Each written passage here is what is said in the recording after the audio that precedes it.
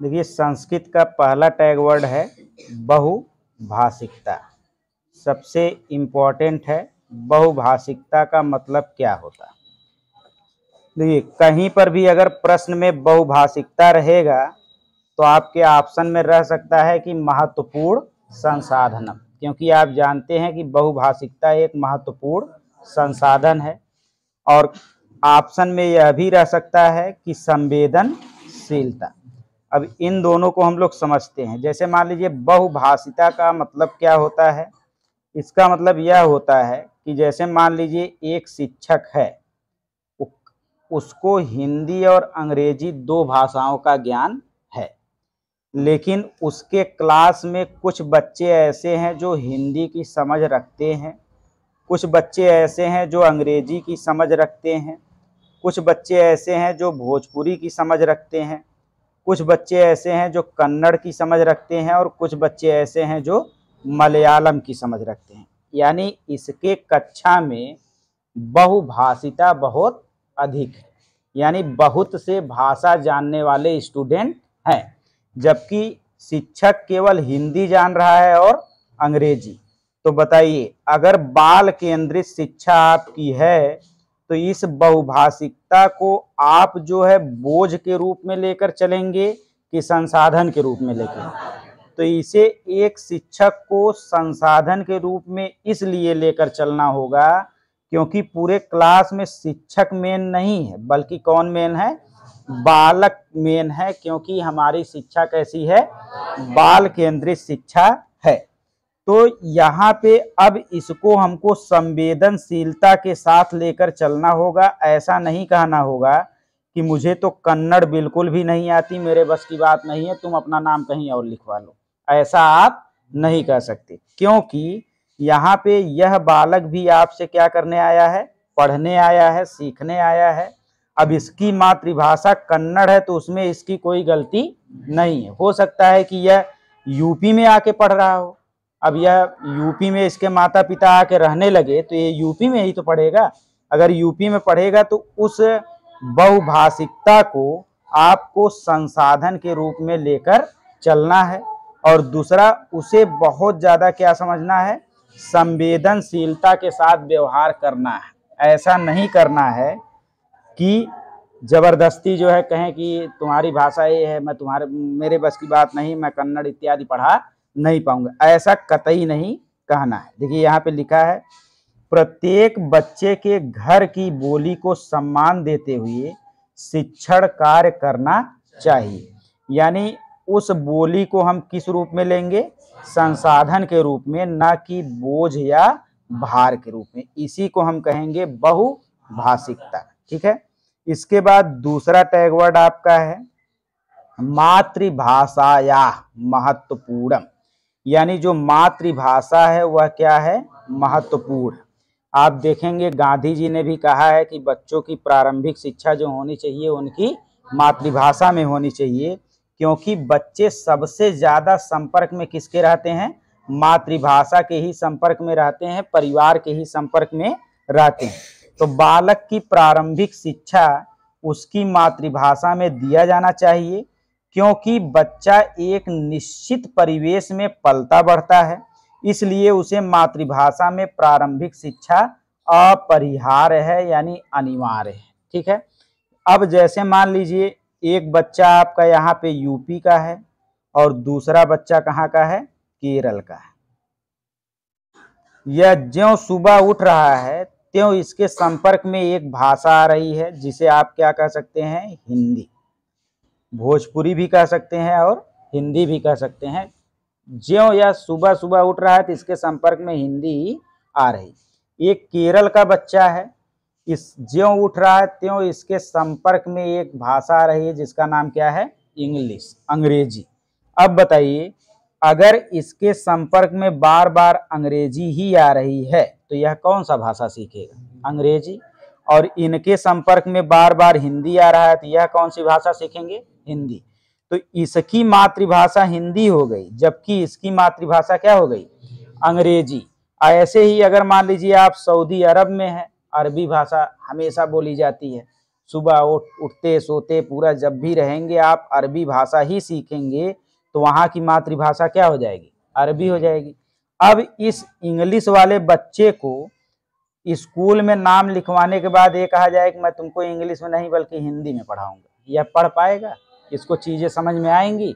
इसको लगेगा कि बड़ा कठिन है पढ़ाई उढ़ाई, बहुत मुश्किल है। और इस हिंदी वाले को कहा जाए कि सारी किताबें तुमको अंग्रेजी दी जाएगी और अंग्रेजी में पढ़ो, तो इसको भी लगेगा कि लग रहा है पढ़ाई बहुत कठिन है, मतलब मेरे मातृभाषा का भी ये सब सहारा नहीं ले रहे हैं। तो इसीलिए कहा जाता है कि मातृभाषा सबसे ज़्यादा क्या है? महत्वपूर्ण है। और बच्चे की जो प्रारंभिक शिक्षा होनी चाहिए वह किसमें होनी चाहिए? मातृभाषा में, जो कि इस समय समाज में इसका क्या हो रहा है? उल्टा हो रहा है।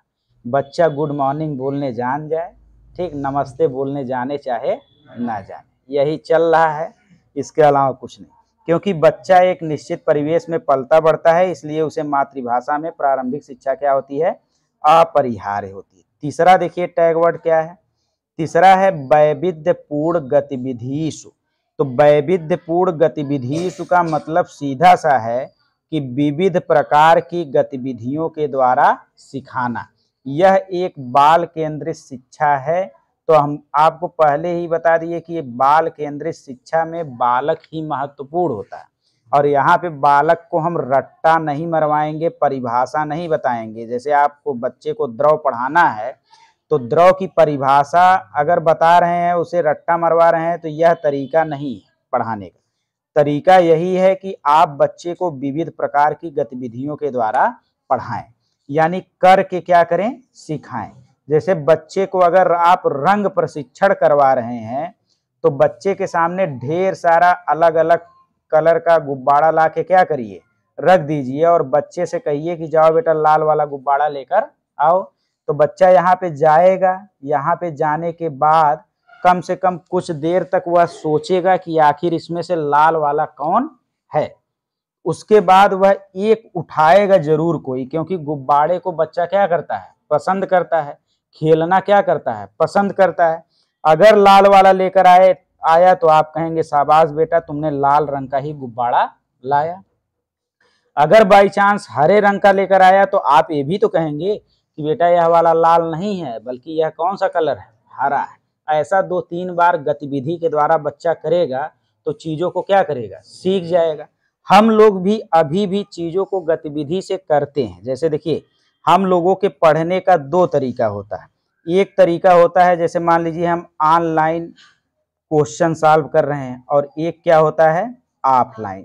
ठीक, ऑफलाइन का मतलब बुक्स से सॉल्व कर रहे हैं, और एक ऑनलाइन जिसमें एकदम प्रश्न भी आपको मिल जाता है और उत्तर भी मिल जाता है, और क्यों यह उत्तर है ये भी मिल जाता है, जहाँ पे हमें सोचने का बिल्कुल भी मौका नहीं मिलता। इसीलिए ज़्यादातर बच्चे असफल होना, मतलब इस समय ज़्यादातर बच्चे क्या हो जाते हैं? असफल। और यहाँ पे हम क्या कर रहे हैं? 1 घंटा जब ऑनलाइन पढ़ रहे हैं तो जो टॉपिक हमारा तैयार है उसका ही केवल कै प्रश्न कर रहे हैं? 15 प्रश्न। ये पहला प्रश्न है, इसके 4 ऑप्शन ए हैं। प्रश्न को पढ़ा गया, बताया गया कि ऑप्शन नंबर ए सही है। क्यों सही है ये भी बता दिया गया, और उसका कारण क्या है वो भी क्या कर दिया गया? बता दिया। आपको सोचने का बिल्कुल भी मौका नहीं दिया गया। आप सोच रहे हैं कि सब सही चल रहा है, लेकिन जब आप परीक्षा में जाएंगे तो वहाँ पे भी 4 ऑप्शन आपको मिलेगा, और यहाँ पे आपने तो सोचा ही नहीं, आपको डायरेक्ट उत्तर मिल रहा था। अब अगर वही उत्तर आपको सेम मिलेगा तब तो आप प्रश्न सही कर लेंगे, लेकिन थोड़ा सा बदलेगा तो आपने अपनी सोचने समझने की क्षमता को एकदम छीड़ कर लिया है। मतलब आप थोड़ा भी सोच नहीं पाएंगे, और यहाँ पे चारों में से आपको लगेगा यही वाला लग रहा है क्या है? सही है, और आप गलत करके चले आएंगे। जब आप ऑफलाइन किताबों से और प्रश्नों से लड़ते हैं तो ऑप्शन नंबर 1 क्यों सही है इसको खुद चिंतन करते हैं, खुद सोचते हैं, खुद आपका दिमाग वहां पे जाता है कि यहाँ पे हमने ऐसा पढ़ा था इसीलिए यह ऐसा है। तो उसे आप मान सकते हैं कि हम भी गतिविधि कर रहे हैं, बस TLM नहीं है लेकिन गतिविधि कर रहे हैं। तो जब कोई भी चीज हो अगर बहुत आसानी से मिल रहा है तो वह किसी काम नहीं आएगा, और कोई चीज जो बहुत कठिनाई से मिल रहा है, यहाँ पे आप 1 घंटा में 15 क्वेश्चन किए और सब मतलब मिल गया, और यहाँ पे एक घंटे में आप सोच समझ के 50 क्वेश्चन कर लेंगे, और चीजें मतलब ज्यादा भी होंगी और आपका दिमाग भी ज्यादा क्या होगा, चलेगा। और यही अंतर होता है पढ़ाई के तरीके में। अगर हम पढ़ाई का तरीका ही नहीं जानते तो जो चलता रहता है उसी को हम सही मानते चले जाते हैं। तो ऐसे ही कुछ शिक्षक भी ऐसे होते हैं जो परिभाषा को लिखवा के आगे बढ़ते चले जाते और बच्चा रट रट के उसको क्या करे, आए। तो ऐसा कभी नहीं करना चाहिए, बल्कि बच्चे को क्या करना चाहिए, करके सिखाना चाहिए। उसी को आप वैविध्यपूर्ण गतिविधिषु कहेंगे संस्कृत में, हिंदी में गतिविधि आधारित शिक्षण कहेंगे, या इसी को व्यवहारिक शिक्षण कहेंगे, जो हमारे व्यवहार में उतरेगा। यहाँ पे एक कप और एक गिलास जब ला के बच्चे को द्रव की परिभाषा सिखाएंगे तो वह उसके व्यवहार में उतर जाएगा। वो लिख भले ना पाए लेकिन व्याख्या सबसे बेस्ट करेगा, चाहे जितना तेज लड़का रहे उससे अच्छा व्याख्या वह करेगा। वैसे ही करके सीखना लिखा रहे या क्रियाकलाप वैविध्यम लिखा रहे, तो इन सब का मतलब क्या है, एक ही चीज है, बस शब्दों को थोड़ा मोड़ा क्या किया है, परिवर्तित किया है। इसके बाद चौथा टैग वर्ड आपका है भाषा विकासे छात्रान अवसर ददात। यानी भाषा विकास के लिए छात्र को क्या करना चाहिए, अवसर देना चाहिए। और बार बार आपको बताया गया है कि भाषा विकास तभी होगा जब भाषा का प्रयोग होगा। और भाषा का प्रयोग बच्चे कई माध्यमों से कर सकते हैं। सबसे पहला माध्यम है कि वह कैसे कर सकते हैं, आत्म प्रकटीकरण या अभिव्यक्तिकरण से। मतलब जैसे आप मेला या परिवार चैप्टर पढ़ा रहे हैं, बच्चे को अपनी कोई कहानी याद आ गई कि अरे सर हम भी गए थे मालटारी के मेला घूमने और वहां पे हम खो गए थे, ठीक है, या संगम का मेला घूमने गए थे, वहां पे हम क्या हो गए थे, खो गए थे। तो अब बच्चा वहां पे अगर आत्म प्रकटीकरण करना चाह रहा है तो उसे करने दीजिए। अगर वो जितना ज्यादा भाषा का प्रयोग करेगा उतने ज्यादा उसका भाषा का क्या होगा, विकास होगा। ऐसे ही दूसरा तरीका है कि बच्चा अगर बीच में प्रश्न पूछना चाह रहा है तो उसे प्रश्न पूछने दीजिए और प्रश्न पूछने के लिए प्रोत्साहित भी करिए। ऐसे ही चर्चा करना, चर्चा अगर बच्चा करना चाह रहा है, कुछ वाद विवाद टाइप चर्चा करना चाह रहा है तो उसे चर्चा का भी मौका दीजिए। मतलब हर एक वो मौका आपको देना है जिसमें भाषा का क्या हो, प्रयोग हो। सामूहिक गतिविधि के चर्चा, ठीक है, सामूहिक गतिविधि के चर्चा। इसके बाद अगला है रचनात्मक कक्षायाम। अगला टैग वर्ड क्या है, रचनात्मक कक्षायाम या सृजनात्मक कक्षायाम। इसी को कभी कभी रचनावादह लिख देता है, ठीक है। तो अब यहाँ पे देखिए सृजनात्मक कहीं पर भी लिखा है और कहीं पे रचनात्मक लिखा है, कहीं पे संरचनात्मक लिखा है। तो तीनों को आप मानिएगा कि एक ही लगभग मिलता जुलता है। अगर मिलता जुलता नहीं मानना है तो ये मान लेना है कि तीनों क्या है, पॉजिटिव है, ठीक है, तीनों शब्द अच्छे हैं। अब यहाँ पे आपको बताया गया है कि सृजनशील बालक जो है वह कैसा चिंतन करता है, अपसारी या वैज्ञानिक चिंतन करता है। यानी किसी एक चीज को कई तरीके से क्या करता है, सोचता है, तब उसका समस्या समाधान करता है। यानी वह नए नए तरीकों को क्या करता है, अपनाता है। अब ये बताइए कि एक सृजनशील बालक है, एक रचनात्मक बालक है जो एक चीज को कई कई तरीकों से सोचेगा, तो इसका मतलब इसके पास पहले से कुछ ज्ञान होगा, उसी से रिलेट करके उस चीज को क्या कर रहा होगा, सोच रहा होगा। जैसे आज भी हमें कोई सवाल लगाना हो तो हम अपने पूर्व ज्ञान का ही प्रयोग करके तो लगाते हैं। इसका मतलब यह है कि जो सृजनशील बालक होते हैं उनके पास स्व अनुभव का क्या होता है, गुण होता है। यानी स्व अनुभव का मतलब उनके अंदर पूर्व अनुभव या पूर्व ज्ञान होता है। पहले से वो चीजों को क्या करते रहते हैं, जानते रहते हैं और उसी से रिलेट करके नई नई रचना का नई नई आविष्कार करते रहते हैं। तो यहाँ पे वही चीज अगर ये आपको मिले, रचनात्मक बालक मिल जाए या सृजनात्मक बालक मिल जाए और बालकों से मिलकर एक क्या बन जाएगी, कक्षा बन जाएगी। तो सृजनात्मक कक्षा मिल जाए, रचनात्मक कक्षा मिल जाए, तो ऑप्शन में आए एक बार आपको खोजना है स्व अनुभव गुण। क्योंकि सृजनात्मक बालक नई नई चीजों को सोचता है और किसके माध्यम से सोचता है, अपने अनुभव से। इसके अंदर सीखने का गुण होता है, चीजों से लड़ने का गुण होता है। अगर स्व अनुभव आपके ऑप्शन में बाई चांस नहीं मिलेगा तो आपको क्या मिलेगा, स्व अभिव्यक्ति मिलेगा। अब स्व अभिव्यक्ति का मतलब देखिए, कल परसों जब हम लोग पढ़ रहे थे सृजनात्मकता, तो उसमें बताया गया था कि ऐसे बालकों को स्वतंत्र रूप से चिंतन करने का अवसर देना चाहिए। अगर वो कुछ भी कर रहे हैं तो उनको करने दीजिए, बस थोड़ा सा समय दीजिए और लास्ट में उनको क्या करिए, सहयोग दीजिए अगर सहयोग की आवश्यकता है तब। तो इसका मतलब है कि उनको स्व अभिव्यक्तिकरण यानी आत्म प्रकटीकरण का मौका दीजिए और वह स्वयं चीजों को खोज कर अन्वेषण करके चिंतन करेंगे।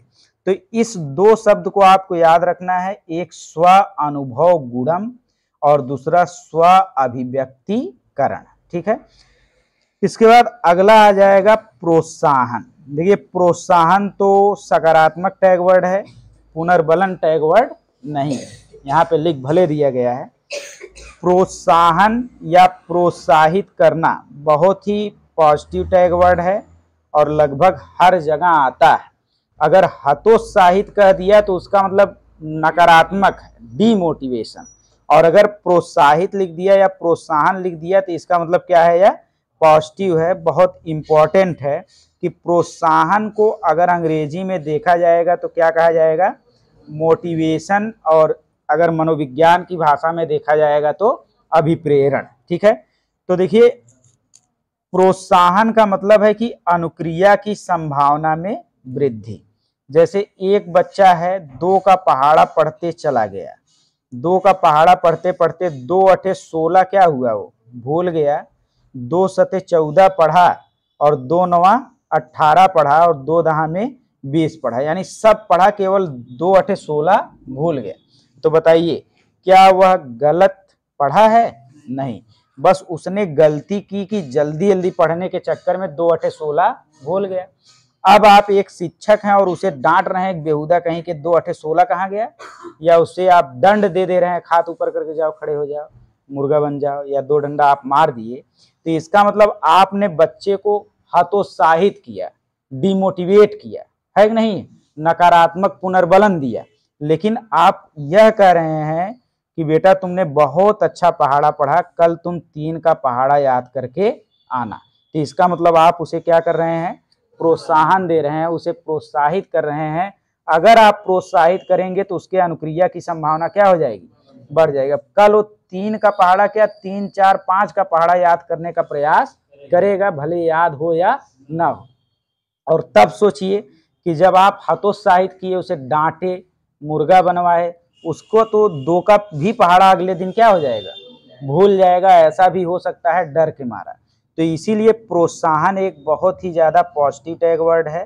प्रोत्साहन का मतलब क्या होता है, मोटिवेशन होता है। इसके बाद समावेशी कक्षा या समावेशी शिक्षा। तो समावेशी शिक्षा के बारे में आप पढ़े ही हैं कि ऐसी कक्षा जिसमें सामान्य बालकों के साथ साथ विशिष्ट बालक को बैठाकर बिना भेदभाव के शिक्षा दी जाए, उसे आप क्या कहेंगे, समावेशी शिक्षा कहेंगे। अब विशिष्ट बालक का मतलब क्या होता है, विशेष आवश्यकता वाले बच्चे। विशेष आवश्यकता वाले बच्चों को ही हम क्या कहते हैं, विशिष्ट बालक। अब ऐसे बालक जो मान लीजिए दिव्यांग हो, ठीक है, जैसे कोई श्रवण बाधित है, ठीक है, कोई श्रवण बाधित है, कोई अपंग है, ये सब जो है किसमें आ जाएंगे, विशिष्ट बालक में।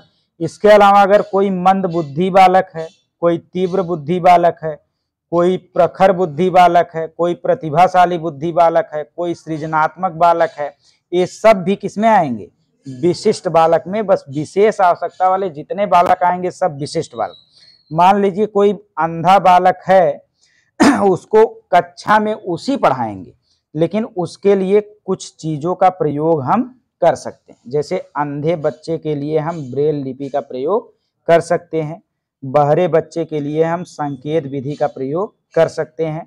और समावेशी शिक्षा का सीधा सा मतलब है कि जब हम सामान्य बालक और विशिष्ट बालक को एक ही कक्षा में एक ही छत के नीचे बिना भेदभाव को पढ़ाते हैं तो वही क्या कहलाता है, समावेशी शिक्षा कहलाता है। अगला है हस्तपरक अनुभव। देखिए फिर वही आ गया, हस्तपरक अनुभव का मतलब हाथ से करके क्या करना, सीखना। या गतिविधि आधारित शिक्षण या व्यवहारिक शिक्षण। देखिए जो हाथ से हम करके सीखेंगे वो शिक्षण हमारे व्यवहार में जरूर आएगा, ठीक है, वह हमारे व्यवहार में जरूर आएगा। जैसे द्रव के बारे में हम परिभाषा लिखेंगे तो वह हमारे व्यवहार में नहीं आएगा, लेकिन करके सीखेंगे तो वह हमारे व्यवहार में आ जाएगा। इसीलिए हम इसको क्या कहते हैं, व्यवहारिक शिक्षण कहते हैं। अगला है सक्रिय, मतलब सक्रिय, और प्रेरयितुम यानी प्रेरित। देखिए इसमें कौन सा प्रत्यय लगा है, तुमुन प्रत्यय लगा है। कौन सा प्रत्यय लगा है, तुमुन। तो देखिए सक्रिय एक अच्छा शब्द है, सक्रियशील, अधिगम, सहभागिता, और प्रेरित यानी मोटिवेशन, यह भी एक क्या है, अच्छा शब्द है। अब यहाँ पे बस ये पूछा जा रहा है कि एक बच्चे को हमें सक्रिय रखना है, उसके अंदर प्रेरणा लानी है, उसको उसके अंदर हमें रुचि जागृत करनी है, तो उसके लिए हम सबसे आसान तरीका कौन सा अपना सकते हैं। तो सबसे आसान तरीका है प्रश्नान पृच्छन्तु, यानी प्रश्न को पूछिए। आप देखते हैं कि क्लास में घुसते ही हम प्रस्तावना के जो 3-4 प्रश्न पूछते हैं जो बच्चे के पूर्व ज्ञान पर आधारित होता है, उसका मेन रीजन ही यही होता है कि बच्चे को क्या करना, सक्रिय करना, बच्चे को क्या करना, प्रेरित करना। तो हमारे देश, अब जैसे मान लीजिए यहाँ पे 3 प्रश्न लिखे गए हैं, हमारे देश में कौन कौन त्योहार मनाया जाता है। बच्चा जितने त्योहारों का नाम जानता रहेगा क्या करेगा, बताएगा। हम दीप किस त्योहार में जलाते हैं, तो बच्चा बताएगा दीपावली में। फिर हम पूछ लेंगे दीपावली में किस देवी देवता की पूजा होती है, तो बच्चा हो सकता है कि ना बता पाए, ना बता पाने के कारण ही उसके अंदर जिज्ञासा आएगी कि मतलब अब जो है हमें ये चीज़ जानना है कि आखिर किस देवी देवता की पूजा होती है। तो यहीं से बच्चे के अंदर आ जाती है क्या, सक्रियता, और यहीं से बच्चे के अंदर आ जाती है प्रेरणा, और यहीं से बच्चे के अंदर आ जाती है रुचि, ठीक है। इसके बाद अगला है विभिन्न संदर्भेषु भाषा प्रयोगस्य, ठीक है, यानी विभिन्न संदर्भ में भाषा का प्रयोग करना। अब देखिए विभिन्न संदर्भ का मतलब यहाँ पे क्या है, संदर्भ का मतलब होता है, संदर्भ एक पॉजिटिव टैग वर्ड है, ठीक है, सबसे पहले तो ये जानेंगे। अब संदर्भ का मतलब है किसी चीज को संक्षिप्त करके क्या करना, समझा देना, रिफरेंस देना, उसका कॉन्टेक्स्ट जिसे कहते हैं, तो उसी को आप क्या कहते हैं, संदर्भ। अगर यहीं पे असंदर्भेषु होता तो क्या हो जाता, गलत हो जाता, क्योंकि आ माने क्या हो जाता, नहीं, और गैर संदर्भेषु होता तब भी क्या हो जाता, गलत हो जाता। संदर्भेषु रहित रहता तब भी क्या हो जाता, गलत हो जाता। अगर संदर्भेषु सहित है तब इसका मतलब क्या है, सही है। तो पहले हमको शब्दों को पकड़ना है कि सही वाला शब्द लिखा है कि गलत वाला। तो विभिन्न संदर्भेषु भाषा प्रयोगस्य, यहाँ पे भाषायाम निरंतर समग्र मूल्यांकनम, ठीक है। अब यहाँ पे देखिए निरंतर का मतलब क्या होता है, लगातार, इसी को हम सतत लिख सकते हैं कि नहीं। और समग्र का मतलब क्या होता है, व्यापक। तो कभी भी संस्कृत में सतत एवं व्यापक मूल्यांकन जल्दी लिखता नहीं, वहां पे इसी सतत एवं व्यापक मूल्यांकन को थोड़ा सा शब्दों को बदल के लिखेगा निरंतर समग्र मूल्यांकन। निरंतर माने सतत और समग्र माने व्यापक, और मूल्यांकन मतलब मूल्यांकन। तो इस शब्द को आप जरूर ध्यान देंगे कि कहीं पे भाषा या निरंतर समग्र मूल्यांकन लिखा है तो इसका मतलब सतत एवं व्यापक मूल्यांकन लिखा है। निरंतर का मतलब लगातार मूल्यांकन करना, और समग्र का मतलब क्या हो गया, चारों कौशलों का मूल्यांकन, यानी भाषा के चारों कौशलों का मूल्यांकन करने का मतलब क्या हो गया, समग्र मूल्यांकन। और इसके अलावा पूरे सर्वांगीण विकास के लिए जितने भी पक्षों का मूल्यांकन करते हैं सब इसी में आ जाएगा। यहाँ पे देखिए लिखा है कि भाषा के विभिन्न संदर्भों अर्थात विभिन्न कौशलों का मूल्यांकन करना चाहिए। तो इसी को हम कह सकते हैं कि निरंतर समग्र मूल्यांकनम, ठीक है। अगला देखिए क्या है, अगला है संस्कृत परिवेशस्य निर्माणम। अगर आपको संस्कृत विषय पढ़ाना है या कोई भी भाषा पढ़ानी है तो उस भाषा के लिए आपको सबसे पहले क्या करना होगा, परिवेश यानी वातावरण का क्या करना होगा, निर्माण करना होगा। मुक्त वातावरणे निर्माणम। मुक्त वातावरणे निर्माणम का मतलब यह है कि आपको ऐसा वातावरण निर्माण करना है कि वहां पे छात्र उसे क्या समझे कि मतलब एकदम फ्री होके मैं स्वतंत्र होके क्या कर रहा हूँ, सीख रहा हूँ, यहाँ पे कोई दबाव नहीं है। ऐसा जो है वातावरण तैयार करना है जो प्रकृति से क्या हो, संबंध रखे। ठीक, अब यहाँ पे समझिए कैसे। जैसे मान लीजिए बच्चे को भाषा अर्जन करना है, भाषा को क्या करना है, सीखना है। अब यहाँ पे एक शिक्षक ऐसा हो सकता है जो अलोकतांत्रिक हो और एक शिक्षक ऐसा हो सकता है जो कैसा हो, लोकतांत्रिक हो।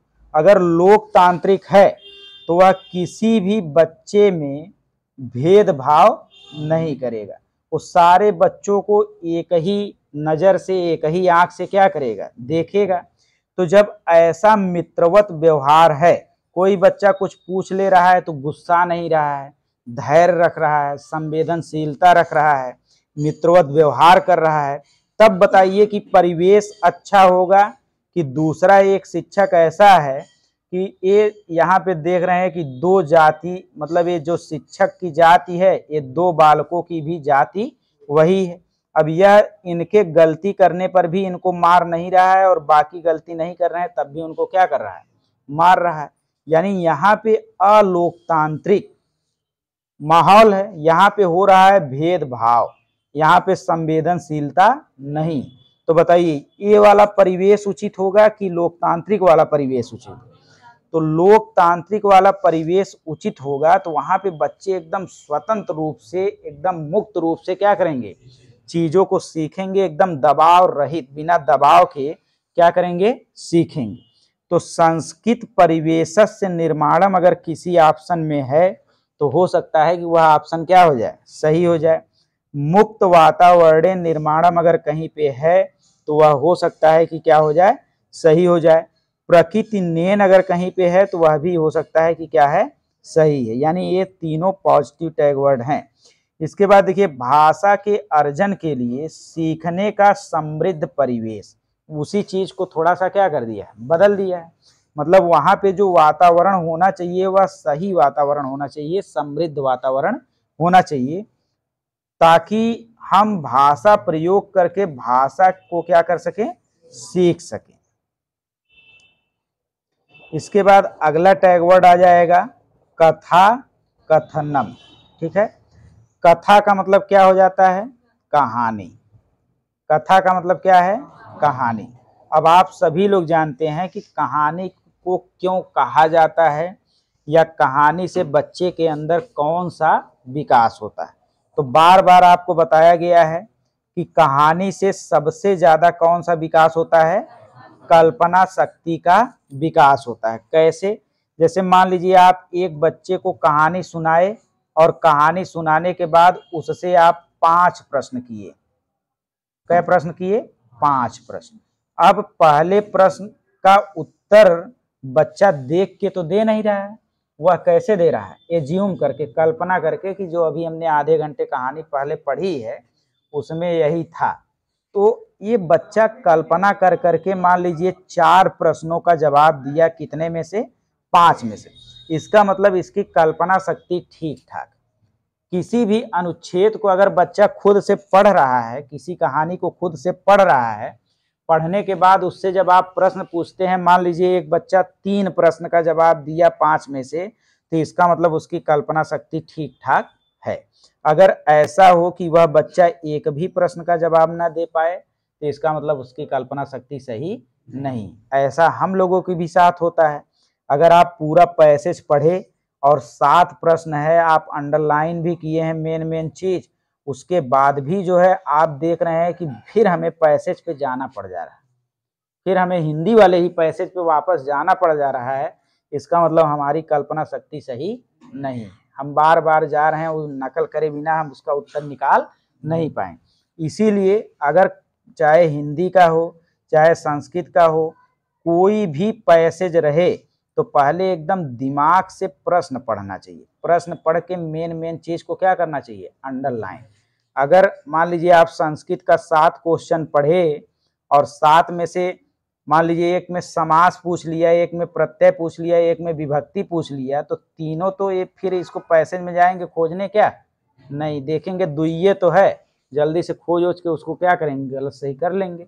लेकिन अब पहले ही खूब पैसेज पढ़ने लगे, उसका अर्थ निकालने लगे और पता लगे जाके देख रहे हैं तो 5 तो समास पर्यायवाची विलोम से है, दुइये पैसेज से है। पैसेज पढ़ने का क्या मतलब है कि नहीं। तो पहले आपको प्रश्न देखना है। अगर विभक्ति से पूछा है, कारक से पूछा है तो समय बचाइए, क्योंकि वहां पे समय सबके लिए बराबर होगा, आपको ज्यादा समय नहीं मिलेगा। तो इसलिए चाहे हिंदी का हो, संस्कृत का हो, चाहे आप यहीं पे सॉल्व कर रहे हो, आप सबसे पहले प्रश्न पढ़ेंगे, उसके बाद ही पैसेज पर जाएंगे और प्रश्न में मेन चीजों को क्या करेंगे, अंडरलाइन। जैसे उभयता है या उभयचर है, अगर अंडरलाइन किए हैं तो वहां पे जब पैसेज में पढ़ेंगे तो जहां जहां उभयचर रहेगा वहां पे आपका दिमाग जाएगा।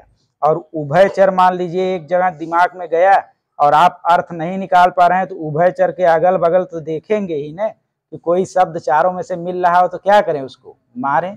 हो सकता है कि वही क्या हो जाए सही। एकदम तुक्का मारने से बढ़िया है कि कुछ उसके पास पहुंच के मारा जाए, गलत रहे चाहे सही रहे।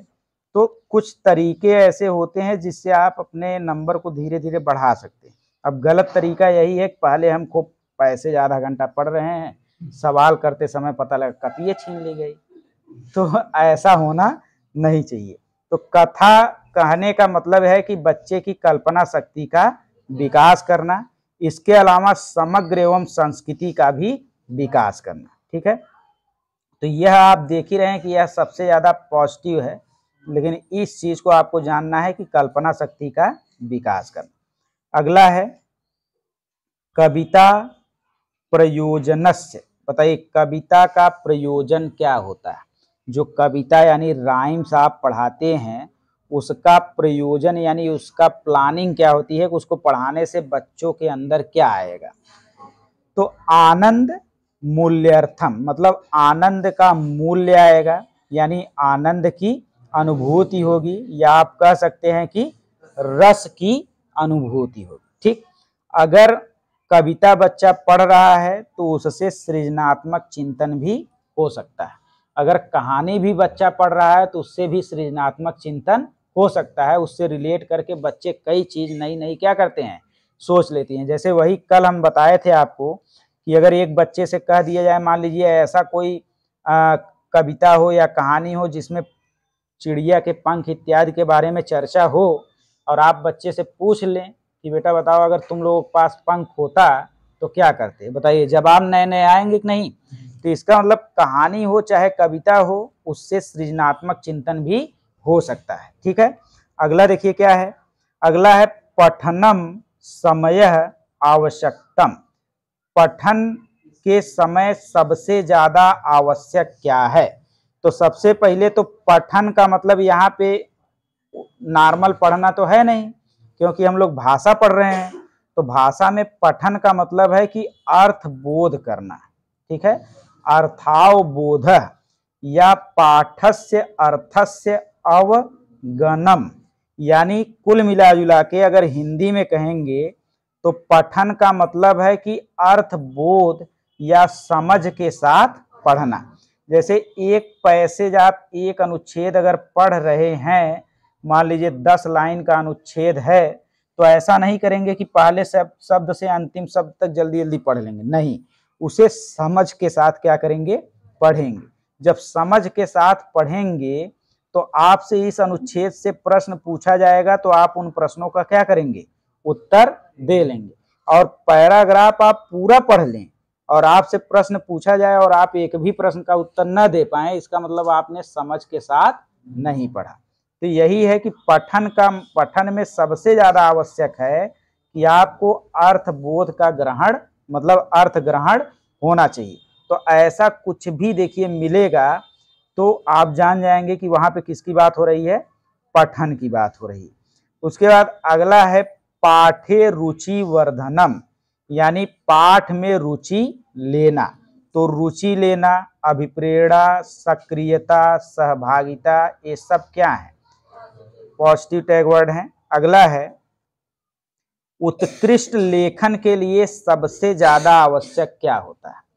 तो उत्कृष्ट लेखन के लिए आपका व्याकरण क्या होना चाहिए? शुद्ध होना चाहिए। वैसे जिस भी ऑप्शन में व्याकरण आता है वो ज्यादातर क्या होता है? गलत। जिस भी ऑप्शन में परिभाषाएं आती है, लिखी हुई परिभाषाएं, मतलब परिभाषा शब्द आ गया, तो वो भी ज्यादातर क्या होता है? गलत होता है। लेकिन अगर उत्कृष्ट लेखन से संबंधित प्रश्न है तो आप उत्कृष्ट लेखन बताइए बिना व्याकरण के कर सकते हैं। कर्ता कहाँ पे रखना है, कारक कहाँ पे रखना है, क्रिया कहाँ पे रखना है, विभक्ति कौन सी लगानी है, ये सब व्याकरण की जानकारी हमें रहेगी तभी तो हम अच्छा लेखन संस्कृत में कर सकते हैं या हिंदी में कर सकते हैं। तो उत्कृष्ट लेखन के लिए हमें सबसे ज्यादा जरूरी है कि हमारी व्याकरण क्या होनी चाहिए? शुद्ध होनी चाहिए। यहाँ पे लिखा गया है कि भाषा में उत्कृष्ट लेखन के लिए व्याकरण का शुद्ध होना अनिवार्य है। अगला है संवाद लेखस्य मूल उद्देश्य, यानी संवाद लिखने का मूल उद्देश्य क्या है? बताइए। जैसे मान लीजिए संवाद का मतलब है कि किसी भी चीज पर चर्चा करना।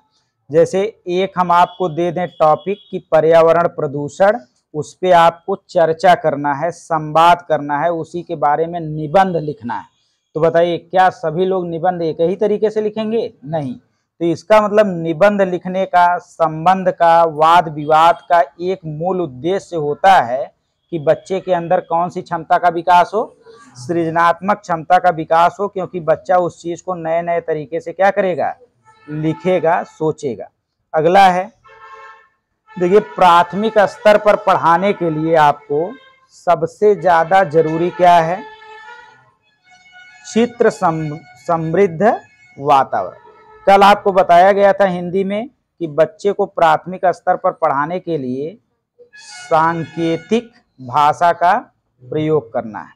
यानी कबूतर अगर का पढ़ाना है तो कबूतर के चित्र का प्रयोग करना, अगर खा पढ़ाना है तो खरगोश के चित्र का प्रयोग करना। उसी को देखिए यहाँ पे चित्र भी, डायरेक्ट चित्र भी लिखा आ सकता है, डायरेक्ट संकेत भी लिखा आ सकता है, लेकिन ज्यादातर संस्कृत में और हिंदी में क्या आएगा?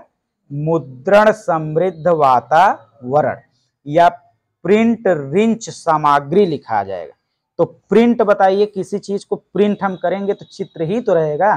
जैसे क के सामने हम कबूतर के चित्र को प्रिंट कर दिए तो प्रिंट वही प्रिंट है। तो प्रिंट का मतलब है कि बच्चे को मूर्त रूप से चिंतन करवाना चाहिए। मुद्रण का भी मतलब वही होता है, मुद्रण का भी मतलब छापना ही होता है। तो मुद्रण समृद्ध वातावरण लिखे, प्रिंट समृद्ध वातावरण लिखे, चित्रात्मक और संकेतात्मक अधिगम लिखे। तो ये सारी चीजें पॉजिटिव हैं और बहुत इंपॉर्टेंट है कि भाषा का प्राथमिक रूप क्या होना चाहिए? संकेत, चित्र, प्रिंट और मुद्रण, कोई भी एक ऑप्शन में आ सकता है। इसके बाद देखिए यहाँ पे स्थूल पेशीय कौशलम और सूक्ष्म पेशीय कौशलम। तो देखिए सूक्ष्म मतलब छोटा, स्थूल मतलब बड़ा, और एक कौशल किसका है? शारीरिक विकास का। तो एक स्थूल मतलब बड़ा है, तो जब शरीर के पूरे हिस्से का प्रयोग होगा तो उसी को क्या कहेंगे? स्थूल। मतलब दौड़ना, कूदना, भागना, ये सब अगर रहेगा तो स्थूल पेशीय कौशल हो जाएगा। और सूक्ष्म मतलब छोटा, यानी शरीर के एक छोटे से हिस्से की बात अगर होगी तो समझ जाइएगा कि क्या है? सूक्ष्म। जैसे हाथ की बात हो रही है तो जो हाथ है, हाथ से केवल लिखने का काम होगा, तो उसे आप किस में रखेंगे? सूक्ष्म गति कौशल। अगर इसी में कह दिया जाए कि एक नर्तक जो है डांस कर रही है, तो वहां पे कौन सा कौशल है? तो स्थूल है, क्योंकि वहां पे पूरे शरीर का प्रयोग हो रहा है। कोई भी सवाल आए, अगर पूरे शरीर का प्रयोग होगा तो बड़ा वाला, अगर शरीर के एक छोटे से हिस्से का प्रयोग होगा तो छोटा वाला। और स्थूल और सूक्ष्म में छोटा तो दोनों है, लेकिन सबसे छोटा कौन है? सूक्ष्म है। इसको आप याद रखेंगे, सूक्ष्म को हम माइक्रो कहते हैं। ठीक है। इसके बाद देखिए सुबोपली। सुबोपली का मतलब है सुनना, बोलना, पढ़ना और लिखना। ये हिंदी में आएगा। जब भी संस्कृत में आएगा तो सुनना के जगह पे श्रवणम लिखा रहेगा, कभी भी सुनना आपको नहीं दिखाई देगा।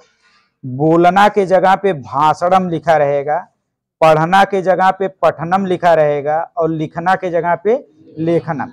तो देखिए पठनम और लेखनम तो तुरंत समझ में आ जाएगा। भाषण देते हैं तो बोलते हैं कि नहीं, तो भाषणम मतलब क्या हो गया, बोलना, और श्रवणम मतलब क्या हो गया, सुनना। अब हमने आपको बताया था कि सुनकर और पढ़कर चीजों को हम क्या करते हैं, ग्रहण करते हैं, तो इसे हम ग्रहणात्मक कौशल कहेंगे। तो इस तरीके से देखिए लिखा रहेगा, आपके प्रश्न में लिखा रहेगा श्रवणम पठनम च, यानी सुनकर और पढ़कर, सुनकर और पढ़कर। जब सुनकर और पढ़कर कोई भी चीज, कोई कौशल हम ग्रहण करते हैं तो उसी को हम क्या कहते हैं, ग्रहणात्मक कौशल कहते हैं।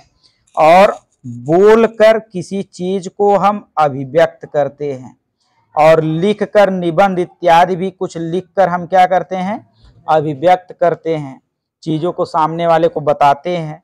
तो अभिव्यक्तात्मक कौशल, या इसी को क्या कहते हैं, उत्पाद। उत्पाद मतलब प्रोडक्शन, बनाना, ठीक है, दूसरों के सामने किसी चीज को बना के प्रस्तुत करना, उत्पाद।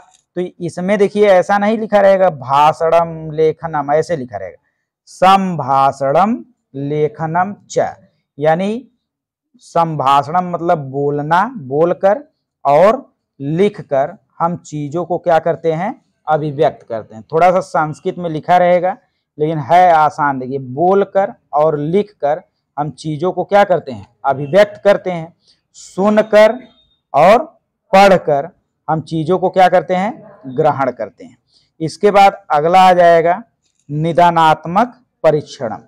तो सबसे पहले आप ये जानिएगा कि पहले हम करते हैं क्या, निदान, और निदान के तुरंत बाद हम क्या करते हैं, उपचार। हमने कई बार आपको बताया है, अगर निदान कहीं पे लिखा है तो निदान या नैदानिक परीक्षाया उद्देश्य लिखा है, तो यहाँ पे एक शब्द आपको याद रहना चाहिए, पता लगाना। कौन सा शब्द, पता लगाना। निदान का मतलब जैसे हमने उस दिन बताया था कि ब्लड टेस्ट करवाने जाते हैं तो पता लगाता है कि आपके अंदर कौन सी बीमारी है, उतने काम है निदान का। तो निदान में एक शब्द आपको याद रखना है, पता लगाना। तो देखिए कैसे आएगा, समस्या पहचानम करोति। पहचान का मतलब पता लगाना, आपके अंदर समस्या क्या है, आपके अंदर कमी क्या है। एक बच्चा है, उसको ऐसे जोड़ दिया जा रहा है 88 88 को, तो 8 8 16 और 8 8 16 जोड़ दे रहा है, इसके अंदर क्या कमी है, उसको पता लगाना, यही क्या कहलाएगा, निदान है। अब देखिए बोधे अभावम ज्ञातुम, यानी जो बोध, यानी इसके पास जो समझ है, उस समझ में क्या अभाव है उसको जान लेना ही क्या है, निदान। तो यहाँ पे देखिए पहचान लेना, जान लेना, कमी का पता लगाना, समस्या का पता लगाना, कठिनाई का पता लगाना, यही क्या है, निदान। अब ऐसा नहीं है कि यहाँ पे पता लगाना खोजने लगे कि कहाँ लिखा है, ऐसा नहीं। एक बार आप पढ़िएगा, नहीं समझ में आएगा, 2 बार पढ़ लीजिएगा, तुरंत समझ में आ जाएगा कि बोधे मतलब क्या होता है, समझ, बोध, ठीक है, अंडरस्टैंडिंग। अभाव मतलब अभाव, और ज्ञातुम मतलब पता लगाना, ज्ञात करना, यानी एक बच्चे के बोध में क्या अभाव रह गई उसे क्या कर लेना, पता लगाना ही क्या कहलाता है, निदान। और उसको पता लगा कि उस चीज को दूर कर देना क्या कहलाता है, उपचार। तो देखिए उपचारात्मक परीक्षण, कभी भी निदान और उपचार दोनों साथ ही साथ चलेंगे। आपसे पूछेगा कि उपचार से पहले क्या होता है, निदान, निदान के बाद क्या होता है, उपचार। और निदान मतलब पता लगाना और उपचार मतलब दूर करना। तो यही उपचार मतलब ये शब्द आपको याद रहना चाहिए कि उपचार का मतलब क्या होता है, दूर करना। जो भी बच्चे के अंदर समस्या है, कमी है, कठिनाई है, उसे क्या कर देना, दूर कर देना। तो देखिए कैसे आएगा, समस्या समाधानम करोति, यानी जो बच्चे के अंदर समस्या थी कि वो 88 और 88 को ऐसे जोड़ता था, अब उसे हम समस्या को जान गए तो निदान कर लिए। अब उसे दूर करेंगे कि बेटा 8 8 16 का तुमको यहाँ पे क्या लिखना है, 6, यहाँ 1 हासिल, 8 8 16 1 17। अब इसी समस्या का हम क्या कर दिए, समाधान कर दिए, यानी इसका क्या कर दिए, उपचार कर दिए। देखिए यहाँ पे तो एकदम स्पष्ट आ गया, दूर कर्तुम के उपाया करणीया, यानी दूर करने के उपाय करना ही क्या कहलाएगा, उपचारात्मक परीक्षण। देखिए निदानम अधिगम रिक्तिपूर्णम, यानी निदान के अधिगम में जो कमी रह गई उसे पूर्ण कर देना ही क्या है, उपचार कहलाता है। तो इस ऐसे ही कुछ भी संस्कृत में लिखा रहेगा, लेकिन आप थोड़ा धैर्य से समझेंगे तो आपको जरूर वो उत्तर बता देगा कि उत्तर हम ही है। अगर गलत ही करना है, उपचार प्रश्न में है, तो जो ऑप्शन में निदान लिखा है उसको मारिए, बाकी तीनों को क्या करिए, छोड़िए। अगर प्रश्न में निदान लिखा है और उपचार वाली बात है तो उपचार मारिए, या तो निदान लिखा है तो पता लगाने वाली हो उसको मारिए। अगर दो में कंफ्यूज है तो एक तो आपको क्या करना है, लगाना ही है, चाहे गलत हो चाहे सही हो। अगला है प्राथमिक कक्षायाम कथम विषयम योग्यतम, यानी प्राथमिक कक्षा में कौन सा विषय क्या होता है, पढ़ाना सही होता है, पढ़ाना योग्य होता है। तो मम परिवार यानी मेरा परिवार। तो ईवीएस में यह क्वेश्चन आपके आता है, संस्कृत में भी आ जाता है। तो प्राथमिक कक्षा में सबसे ज्यादा योग्य विषय क्या होता है, मम परिवार, यानी मेरा परिवार क्या करना, पढ़ाना। अब अगला देखिए है नोम चोम्स्की भाषा ग्रहणम साधनम। तो नोम चोम्स्की जो है उनके भाषा ग्रहण करने का एक साधन है, एक डिवाइस है, जिसे उन्होंने क्या कहा है, भाषा ग्रहणक यंत्र कहा है, यानी लैंग्वेज एक्वाइजेशन डिवाइस। तो आपको याद रखना है, कहीं पे भी भाषा ग्रहण करने वाली बात होगी, भाषा ग्रहणक साधन की बात होगी, तो उत्तर में कौन रहेगा, हाँ यलेडी रहेगा या नोम चोम्स्की। अब यहाँ पे देखिए व्याकरण ज्यादातर ऑप्शन में जब भी रहता है तो क्या रहता है, गलत रहता है, ज्यादातर में गलत रहेगा। तो एक हमने बताया कि अगर उत्कृष्ट लेखन आपको करना है तो वहां पे व्याकरण क्या होना चाहिए, शुद्ध होना चाहिए। और दूसरा व्याकरण कहाँ पे आता है, नोम चोम्स्की में। यहाँ पे नोम चोम्स्की में ऑप्शन में इस तरह से आएगा साधारणम व्याकरणम। तो ये साधारणम व्याकरणम का मतलब है सार्वभौमिक व्याकरण, लेकिन हम लोग व्याकरण समझ लेते हैं और साधारण व्याकरण इसीलिए गलत कर देते हैं। तो सार्वभौमिक व्याकरण को जब भी नोम चोम्स्की में लिखेगा, क्या लिखेगा, साधारणम व्याकरणम। तो साधारणम व्याकरण एक कॉन्सेप्ट इन्होंने दिया है कि जो व्याकरण का जो तरीका है, जो स्टेप है, वो सार्वभौमिक, पूरे विश्व की कोई भी भाषा उठा लीजिए उसमें कर्ता होगा ही कहीं न कहीं, कर्म होगा ही कहीं कहीं, और क्रिया होगा कहीं न कहीं। हो सकता है किसी में पहले क्रिया लगा हो, बीच में कर्म और बाद में कर्ता। हो सकता है किसी में कर्ता पहले लगा हो, उसके बाद क्रिया, उसके बाद कर्म। लेकिन कोई दुनिया की भाषा ऐसी नहीं है जिसमें कर्ता, कर्म और क्रिया न हो। यानी व्याकरण का जो तरीका है वो सबका क्या है, साधारण है, बस चीजें इधर उधर हो जाती हैं और सारी चीजें क्या हैं, सही। तो देखिए नोम चोम्स्की एक भाषा ग्रहणक साधन बताया जिसे हम एलईडी कहते हैं। एलईडी की अवधारणा किसने दी, नोम चोम्स्की ने। और भाषा को इन्होंने कैसा बताया, जन्मजात यानी भाषा अर्जन की क्षमता कैसी होती है, जन्मजात। हिंदी और संस्कृत में अगर भाषा से संबंधित कोई प्रश्न आ रहा है, आपको नहीं आ रहा है, कितना भी बड़ा प्रश्न हो, तो आप नोम चोम्स्की ही मारिएगा पहले नंबर, ठीक, भाषा में केवल, ठीक है, भाषा का मतलब हिंदी में और संस्कृत में। अगला देखिए मुक्त प्रश्नानाम। अगर मुक्त प्रश्नानाम कहीं पे आ रहा है तो इसका मतलब क्या है, ओपन एंडेड क्वेश्चन, यानी जिसके एक से ज्यादा उत्तर हो। अभी कल ही हम लोग पढ़े थे मुक्त उत्तर वाले प्रश्न, यानी उसी को संस्कृत में डायरेक्ट लिखेगा मुक्त प्रश्नानाम, यानी विभिन्न प्रकार व्याख्या के अवसर देना। यहाँ पे जैसे शुरुआत एक बिंदु से होती है और अंत कई बिंदुओं पे। जैसे अगर बच्चे को गाय पर निबंध लिखने के लिए दे दिया जाए तो हर बच्चा अलग अलग तरीके से लिखेगा। अगर वही उसी बच्चे को एक एक हफ्ते, एक एक महीने के अंतर पे गाय पर निबंध लिखने के लिए दे दिया जाए तो वह भी बच्चा अलग अलग ही क्या करेगा, लिखेगा, एकदम सेम नहीं लिखेगा। तो मतलब ऐसे प्रश्न बच्चों के सामने प्रस्तुत करने चाहिए जिसके उत्तर कई लाइनों में हो। ऐसा ना हो कि एक लाइन में पूछ लिए कि तितली वहां क्या करने गई थी, वो बता दे खेलने। बस तितली वहां क्यों गई थी कली के पास और क्यों लगा दीजिए, तो बच्चे का जो उत्तर देने का जो लाइन है वह क्या हो जाएगा, बढ़ जाएगा। इसीलिए देखिए बचपन में जब आप अच्छे स्कूल में पढ़ते थे तो वहां पे प्रश्न आपका लिखाया जाता था, फिर उत्तर जब लिखवाया जाता था तो शुरू का पूरा लिखवाया जाता था, फिर उत्तर यहाँ पे लिख के है किया जाता था। एक शब्द में उत्तर नहीं लिखवाया जाता था। इसका मतलब मुक्त अंत वाले प्रश्न बनाने का प्रयास किया जाता था। और दूसरा टाइप क्या होता है, बद्ध अंत वाले प्रश्न। एक क्लोज इंडेड जो होता है वह क्या होता है, नकारात्मक होता है, और फ्री इंडेड क्वेश्चन जो होता है वह सकारात्मक।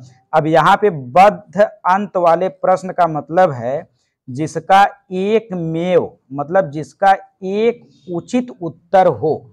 जैसे आप प्रश्न पढ़ते हैं वस्तुनिष्ठ, तो उसमें ऑप्शन ए रहता है, बी रहता है, सी रहता है और डी रहता है। 4 ऑप्शन में से बताइए उत्तर तो केवल एक ही रहता है, चाहे बी हो, चाहे ए हो, चाहे जो हो। तो ऐसे प्रश्न जिनके उत्तर सिर्फ कितने हों, एक हों, उन्हें आप क्या कहेंगे, बद्ध अंत वाले प्रश्न, क्लोज इंडेड क्वेश्चन। अगर आपको समझ में नहीं आएगा तो देखिए मुक्त मतलब फ्री, मतलब ओपन। तो किसी चीज को ऐसे ओपन करिएगा, जब ओपन करेंगे तो बताइए उत्तर कैठो मिल रहा है, ढेर सारे। तो ढेर सारे उत्तर वाले जो होंगे वो क्या होंगे, मुक्त। क्लोज मतलब क्या होगा, बंद। ऐसे मुंह क्या करिए, बंद कर दीजिए। तो इसका मतलब यहाँ पे उत्तर कैठो मिल रहा है, एक ठो। तो जिसमें एक उत्तर मिलेगा वो बद्ध अंत वाला प्रश्न है, और जिसमें एक से ज्यादा उत्तर मिलेंगे, कई उत्तर मिलेंगे, वो क्या है, मुक्त अंत वाले प्रश्न है। अगला आपका है त्रिभाषा। त्रिभाषा में 3 भाषा आएंगी, एक मातृभाषा, दूसरी, देखिए पहली भाषा क्या आ जाएगी, मातृभाषा। इसी मातृभाषा को हम प्रांतीय भाषा या क्षेत्रीय भाषा भी कहते हैं। और दूसरी भाषा आपकी आएगी राष्ट्रीय भाषा। कौन सी, राष्ट्रीय भाषा, जो हमारे देश में नहीं है तो हम लोग क्या कहेंगे, राजभाषा या राजकीय भाषा। और तीसरी जो आएगी वह आएगी विदेशी भाषा। कैसी भाषा, विदेशी भाषा। अगर हम अपने यहाँ की बात करें तो हमारी मातृभाषा हिंदी है, हमारी राजकीय भाषा भी हिंदी है, और विदेशी भाषा क्या हो जाएगी, अंग्रेजी। अगर केरल वालों की बात करें तो उसकी मातृभाषा क्या हो जाएगी, मलयालम हो जाएगी। उसके बाद राजकीय भाषा हिंदी हो जाएगी और विदेशी भाषा अंग्रेजी हो जाएगी। मतलब कोई भी 3 भाषा पढ़ना ही क्या है, त्रिभाषा। बस वहाँ की जो लोकल लैंग्वेज है वो, और एक तो हिंदी एकदम दूसरा फिक्स है, हमारी राष्ट्रीय या राजकीय भाषा है, और तीसरा भी हमारा विदेशी भाषा क्या है, फिक्स है। देखिए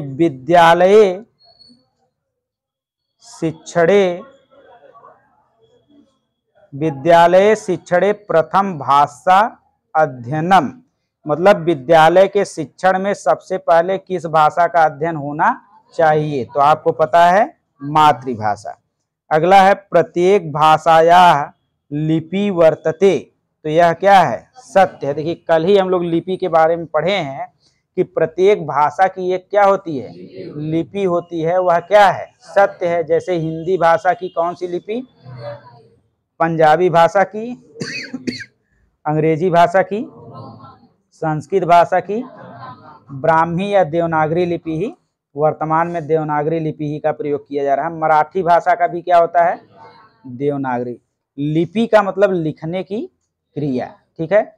लघुत्तम ध्वनि को सूचक अक्षर ही, लघुत्तम ध्वनि का सूचक अक्षर ही क्या कहलाता है, लिपि। जैसे एक क लिखे हैं, ख लिखे हैं, ग लिखे हैं, किस लिपि में है, देवनागरी लिपि। इसके बाद देखिए भाषा एका व्यवस्था वर्तते, यानी भाषा की एक क्या होती है, व्यवस्था। जैसे ये ध्वनि है, ध्वनि से मिलके वर्ण बना, वर्ण से शब्द बना, शब्द से वाक्य बना, फिर उसके बाद कई नियम होते हैं, यानी भाषा की एक क्या होती है, व्यवस्था होती है। अगला है भाषायाम मूल्यांकनस्य उद्देश्य। देखिए मूल्यांकन का मेन उद्देश्य होता है सुधार करना। क्या करना? सुधार। हमने कई बार आपको बताया है कि मूल्यांकन के आते ही आपके दिमाग में एक शब्द क्या आना चाहिए? सुधार। दूसरा शब्द क्या आना चाहिए? प्रतिपुष्टि। क्या आना चाहिए? प्रतिपुष्टि। तो सुधार हो गया, प्रतिपुष्टि हो गया। ये मूल्यांकन के मेन क्या है? उद्देश्य है। देखिए लिखा है अधिगम त्रुटि नाम निरीक्षणम एवं परिष्करणम, यानी अधिगम में जो त्रुटि है उसका निरीक्षण करना और उसमें क्या करना? सुधार करना। तो देखिए हम लोग सुधार, सुधारम ये सब खोजेंगे। तो सुधार को संस्कृत में क्या कहना चाहिए? कहा जाएगा परिष्करणम। तो यही सारी चीजें आपको पकड़नी होती हैं, नहीं पकड़ेंगे इधर उधर टाइम बेकार करेंगे तो फिर परिष्करणम एकदम सरल चीज आप नहीं पकड़ पाएंगे। तो परिष्करणम का मतलब होता है सुधार करना या संशोधन करना। अगर मूल्यांकन आकलन आया तो ऑप्शन में कहीं ना कहीं सुधार लिखा रहेगा। संस्कृत है तो संस्कृत में लिखा रहेगा, लेकिन लिखा जरूर रहेगा। इसके बाद अगला देखिए है शिक्षा अधिकार अधिनियम 2009 में मातृभाषा में पढ़ाने पर जोर दिया गया है। ठीक है। फिर आगमन पद्धति क्या होता है? बताइए। आगमन पद्धति का मतलब होता है, आगमन पद्धति को किसने दिया है? अरस्तु ने। आगमन और निगमन विधि को किसने दिया है? अरस्तु ने दिया है। और आगमन विधि का मतलब होता है शुरुआत कई बिंदुओं से और अंत सिर्फ एक बिंदु पर। इसी को आप अभिसारी चिंतन भी कह सकते हैं, अभिसारी चिंतन। ठीक है। तो आगमन पद्धति का मतलब है कि शुरुआत कई बिंदु से, यानी सबसे पहले हम क्या देंगे? उदाहरण, फिर जाके कहाँ पे जाएंगे? नियम पर। यानी यहाँ पे कभी कभी आ जाएगा रटनाभ्यास न कुर्वन्त, यानी बच्चे को यहाँ पे रटाना नहीं है। जैसे मान लीजिए बच्चे को संज्ञा पढ़ाना चाह रहे हैं तो क्या तुरंत जाके संज्ञा की परिभाषा लिखा देंगे? नहीं, पहले कई वस्तु के नाम बताएंगे, कई स्थान के नाम बताएंगे और कई व्यक्ति के नाम बताएंगे, और उस नाम को बताने के बाद आप बच्चे को एक नया नियम बता देंगे कि यह नियम क्या कहलाता है? संज्ञा। यानी उदाहरण से हम कहाँ पे जाएंगे? नियम की ओर। जब हम उदाहरण से नियम की ओर जा रहे हैं तो उसे हम आगमन पद्धति कहेंगे। इसको एकदम दिमाग में बैठा लेना है। इसमें बच्चे को रटाया नहीं जाता है, पहले ढेर सारे उदाहरण उसके सामने क्या किए जाते हैं? प्रस्तुत किए जाते हैं, जो बच्चा पहले से क्या किया हो? देखा हो। यानी मूर्त से अमूर्त की ओर, ज्ञात से अज्ञात की ओर, उदाहरण से नियम की ओर। अगला है खेल माध्यमेन आनंदम कौशलम विकासम, यानी खेल के माध्यम से किस कौशल का विकास होता है? आनंद कौशल का विकास होता है। यह किसने कहा है? वाइगोस्की। तो देखिए वाइगोस्की ने सबसे ज्यादा महत्व किसको दिया है? खेल के मैदान को दिया है, कि बच्चों का जो विकास होता है, सामाजिक विकास होता है, वो कहाँ पे होता है? खेल के मैदान में होता है। तो बस इसी को देख के वाइगोस्की ऑप्शन में रहेगा तो आप कर लेंगे। सर्वाधिक सामाजिक विकास खेल के मैदान में होता है, क्योंकि बालक खेलना क्या करता है? बहुत ज्यादा पसंद करता है। अगला देखिए क्या आ जाएगा? पोर्टफोलियो। ठीक है। तो पोर्टफोलियो का मतलब है कि भाषा अध्ययने आकलने च विभाग, यानी भाषा अध्ययन में आकलन का एक तरीका है क्या? पोर्टफोलियो। ये प्रगति दर्शयेत, यानी प्रगति को क्या करता है? दिखाता है। कि बच्चा जैसे तिमाही में मान लीजिए 100 में से 30 अंक पाया, छमाही में 100 में से 50 अंक पाया, वार्षिक परीक्षा में 100 में से 70 अंक पाया, इसका मतलब इसके सीखने का स्तर क्या हुआ है? बढ़ा है। यानी इसके प्रगति रिपोर्ट को, इसके रिपोर्ट कार्ड को, इसके फाइल को, इसके विभिन्न क्षेत्रों के एक जगह जब संकलित किया जाएगा, संगठित किया जाएगा, तो बताया जाएगा कि इस जो है इसके अधिगम का स्तर क्या है? बढ़ा है। यानी ये उत्तम, यानी अति उत्तम इसका रिपोर्ट कार्ड है। लिख के देते हैं ना मार्कशीट पे, तो वही मार्कशीट ही क्या होती है? आपकी पोर्टफोलियो।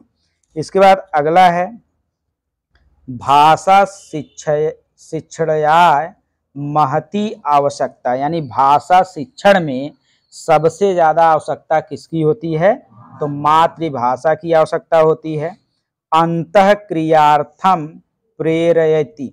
देखिए कहीं पर अगर 2-3 क्वेश्चन में आपको 2-3 ऑप्शन में कंफ्यूजन हो और आपको लग रहा है कि सवाल का जवाब हम नहीं दे पाएंगे और किसी में प्रक्रिया लिखा हो या क्रिया लिखा हो तो उसे आप गतिविधि आधारित शिक्षण ही मार के उसी को क्या करिएगा, मार दीजिएगा। आपका ज़्यादातर उम्मीद रहेगा क्वेश्चन क्या हो जाए, सही हो जाए, क्योंकि 2-2 ऑप्शन कभी कभी बहुत मिलता हुआ मिलेगा। एकदम जब मिलेगा तो प्रक्रिया अगर किसी में लिखा है, क्रिया लिखा है, क्रियाकलाप लिखा है, गतिविधि लिखा है, गतिविधि लिखा रहेगा तो जान ही जाएंगे। लेकिन अगर प्रक्रिया भी लिखा है, जैसे देखिए इसको ऐसे पढ़ेंगे तो समझ में अगर नहीं आएगा तो लिखा है यहाँ पे क्रिया के द्वारा बच्चे को क्या किया जा रहा है, प्रेरित।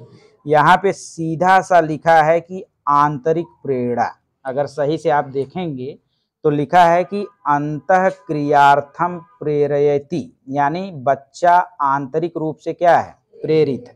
ठीक, तो संप्रेषणात्मक विधि, तो अगर ये आपके ऑप्शन में आ रहा है तो यह क्या है, पॉजिटिव है। ठीक है, अगला है गृहकारस्य मुख्य उद्देश्य, यानी गृहकार का मुख्य उद्देश्य क्या है, अभ्यास करना। कल हम लोग हिंदी में भी पढ़े थे ना, ये सेम हिंदी वाला है, बस संस्कृत में बार बार लिखा मिलेगा।